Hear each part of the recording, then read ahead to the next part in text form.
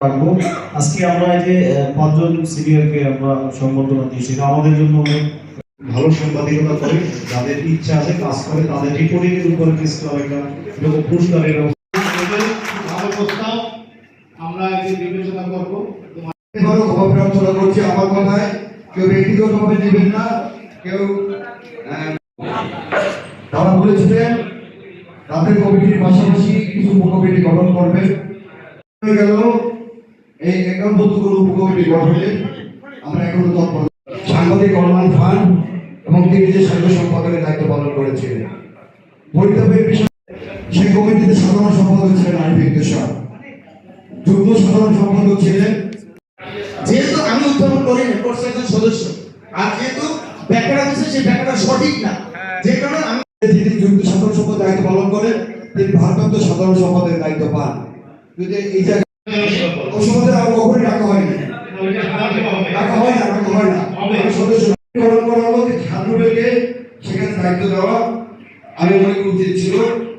এই বাধ্যবাধকতা না থাকলেও সেই বোর্ডটি দীর্ঘদিন ধরে শূন্য আছে। কোঅপ করা বা তার কার্যক্রম সাধারণ সম্পাদক আমরা দেখেছি যে এখানে কিছু গণতন্ত্র সভাপতি দায়িত্ব পালন করেন। অত্যন্ত দুঃখের সাথে আমি লক্ষ্য করেছি মানে তিনি দায়িত্ব পাননি। দ্বিতীয় নম্বর যিনি সহসভাপতি তিনি দায়িত্বের জন্য বিনীত আহ্বান জানাবো। ধন্যবাদ সকলকে। সম্মানিত সদস্য, আমাদের কল্যাণ তহবিল, আপনি কল্যাণ তহবিলের সাধারণ সভা হবে, এটি আমরা ওইখানে উল্লেখ করতে হবে। হলো যেটি আপনার সভাপতি কাউকে দায়িত্ব দিয়ে গিয়েছেন, এটি কিন্তু আসলে নয়। সে একটি কথার উপরে হুমায়ুন ভাইকে বলেছিলেন যে জেলা প্রশাসকের যে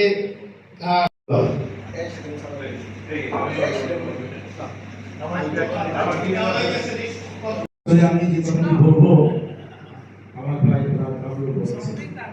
আসলে সেটা আসলে দুঃখজনক। আমি প্রেস ক্লাবে ইতিহাসে যেদিন যাবে তার দুদিন আগে আমার সাথে তার সাথে কোর্টে ওখানে দেখা হয়েছে। আমেরিকা গিয়েছে, আমি তাকে ফোন দিয়েছি, ফোন রিসিভ করেনি। যাই হোক, এটা আমার চার্জ হবে। আমি একদিন মানিককে জিজ্ঞেস করলাম, মানিক চিঠিগুলো যে আসে এগুলো দেও তার। এরপরে আমি কথা বলি এ নিয়ে, আমাকে অনেক কথা শুনতে হবে। যেহেতু আপনি একটা ব্যাখ্যা দিয়েছেন, সেক্রেটারি আপনি একটা ব্যাখ্যা দিয়েছেন, সেই আপনাদের এখন এটা ব্যাখ্যা দেবেন আপনি কোথায় গিয়ে কোথায় কোর্টে দেখা হয়। দ্বিতীয়বার